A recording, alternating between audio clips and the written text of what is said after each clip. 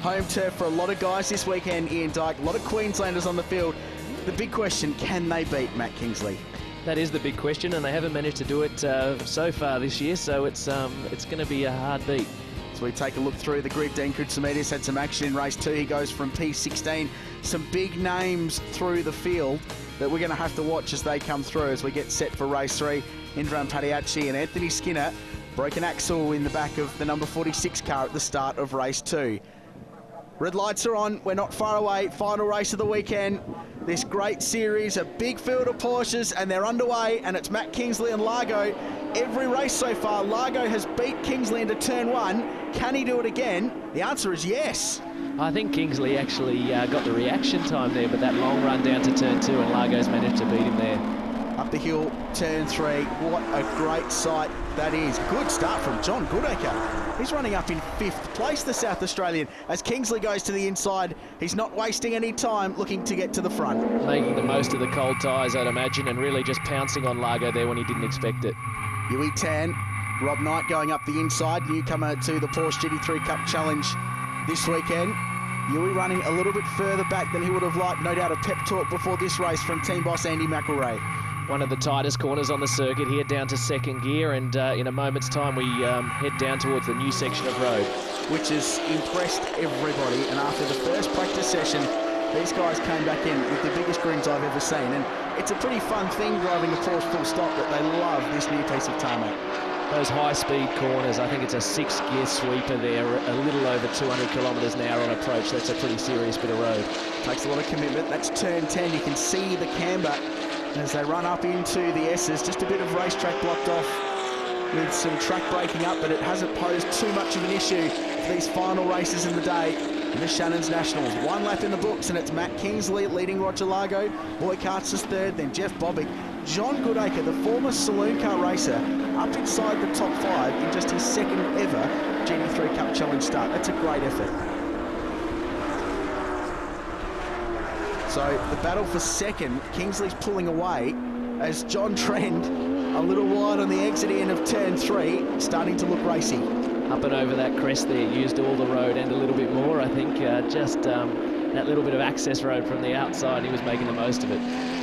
He's an aggressive driver, John Trent, not afraid to fire one up the inside and make a move. One driver that's been part of this series since its very first round. He's been a great supporter. His name is Anthony Skinner. He's from New South Wales. We caught up with him earlier in the weekend.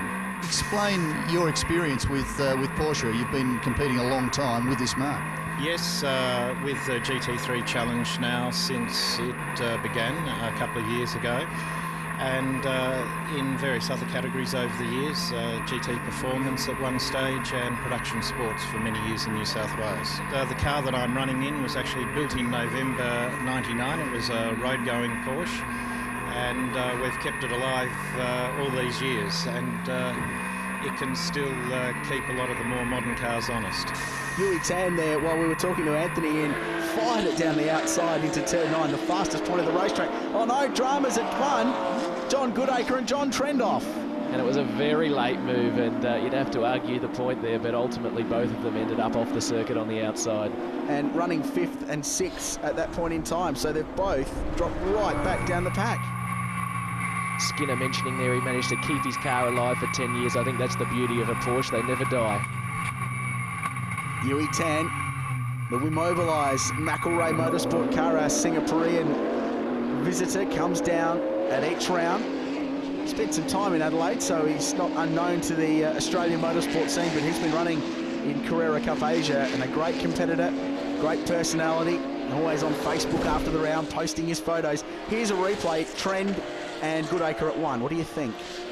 Yeah, look, there was no contact there. They've both done a good job to avoid each other, I suppose. Unfortunately, neither of them made anything out of that little episode. Maybe just a little bit too hot into turn 1, lock the rear brakes, car pivots around, and John Goodacre nowhere to go. He'll live to fight another day, as will John Trent, because he's charging his way through the field. Aggressive as always. Have a look at the bumps there into turn 6. They really work hard at Morgan Park Raceway. The action only just starting to warm up in the Porsche GT3 Cup Challenge, presented by Mission Foods. A short break, and we'll be back on the other side of this.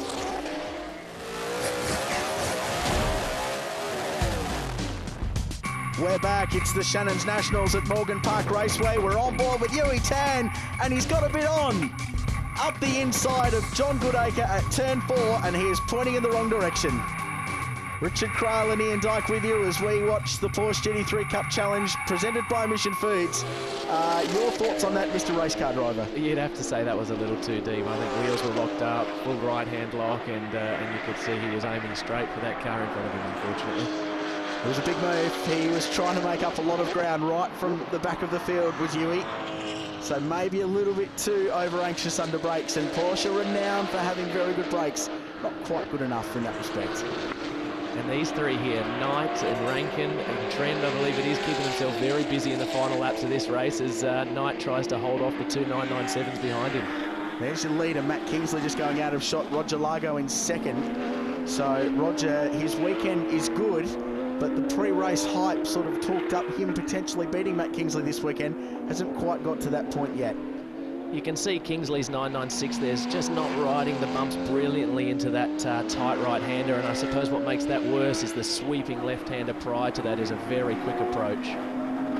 Yuey still in the thick of the action right up behind the PR Tech car of Anthony Skinner, who's been in the thick of the action, as we heard before, the oldest car in the field, Matt Kingsley's car, an 02 model 996, of course. Several classes in the Porsche GT3 Cup Challenge, 996, 997. Anthony Skinner running in Class A. So plenty of ways to get your cars out on the racetrack if you happen to be one of the few that own a Porsche. And there are quite a few of them on the Australian motorsport landscape at the moment. Late in the race now, we can see some cars starting to, show their strengths as they're coming on late in the race. Others getting a little bit tired. Rob Knight just on the back of that queue, damage to the rear of his car after a crash on Friday practice. Huge effort from that operation. They took the car out of the circuit, basically patched a new rear and front end onto that car, and were back at the track by 7 o'clock on Saturday morning in time to qualify and go to race 1. Great commitment from a brand new competitor in just his first round. Oh no. Big spin here, big spin. It looks like Rankin's going to be beached there as well. Rear wheels are definitely sitting in the air. And John Trent involved again. He's been in the wrong places at the wrong times in this race. Rankin's in strife. I don't think he's going anywhere. Here we go. Have a look at this.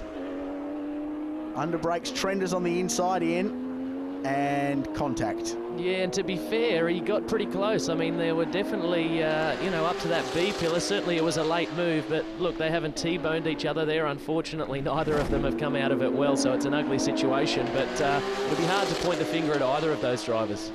Racing incident, perhaps. We'll leave that to the stewards to decide after the race. As this massive battle continues, Jeff Bobick has worked his way back through the field. He had clutch dramas earlier in the weekend. He had a tyre let go in practice. He's charging his way up behind his sparring partner from Melbourne, Sven Boykarts. And I think this is where all the action is at the moment. These 5 cars have really been toing and froing for the last 4 or 5 laps now, and it's getting very, very busy. Yuey Tan, again, another one of the drivers in this race so far to climb up and down the leaderboard. Rob Knight, he's doing a great job. First time out, he hasn't been racing very long, and he's tacked right onto the back of this freight train. Yeah, the P plate on the back of his car there suggests he's only 5 races into his CAMS licence or less, so very new to it, but he's doing a good job. What brought you to GT3 Cup Challenge? It was really the team. Like, I got introduced to Andy McIlroy and the guys, and I wanted to learn with a good team, so they were a logical choice. And Porsche's a great car and a good series to run in. So, yeah. Much experience on circuit before? I only started racing 2.5 months ago, so I'm real fresh. Yeah, it's just this year. So. That's part of the appeal of this series, though, as he has a big go up the inside of Anthony Skinner at turn 1. Part of the appeal of this series is that it lets a lot of drivers who don't have a lot of miles that come perhaps out of Porsche club sprints or similar, lets them have a real good red-hot go and race in pretty friendly conditions. Absolutely, and so many drivers with different backgrounds here, and we can see another bit of footage from Yuey Tan. He's been inside, outside, on the dirt, on the grass. He's had a go at everything today, and that's what you get when you've got a little bit of experience and you're coming from further back in the field. Now Jeff Bobick has got through on Sven Boykarts, so that's for 3rd place, the last spot on the podium.